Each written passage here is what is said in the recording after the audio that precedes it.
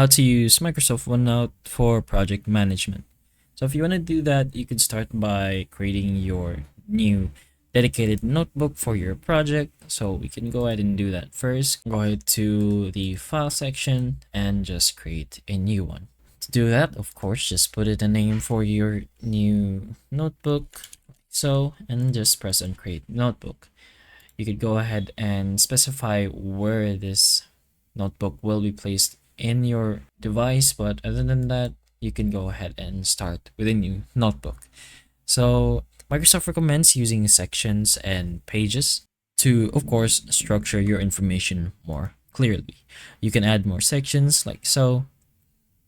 You can make use of the tools from the top, the home, insert, or you can even add spreadsheets over here and pictures. You have page templates and links as well, and other tools you can explore. You can create checklists using tags like to-do lists or insert files, or even adding meeting notes, which helps you manage tasks without switching apps.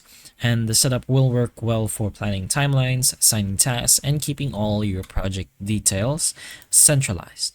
But to make it more effective, you can use the features like tagging, search, and even integration with other Microsoft tools. Microsoft notes that you can tag tasks and later search or filter them to track progress across your notebook, while syncing ensures updates are available on all devices. Other than that, you can also link OneNote with apps like Outlook for reminders and deadlines, but you could also go ahead and check the other Microsoft tools to see if you can directly link your OneNote. So hopefully this helps. If it can, please like and subscribe for more videos like this, and that's all.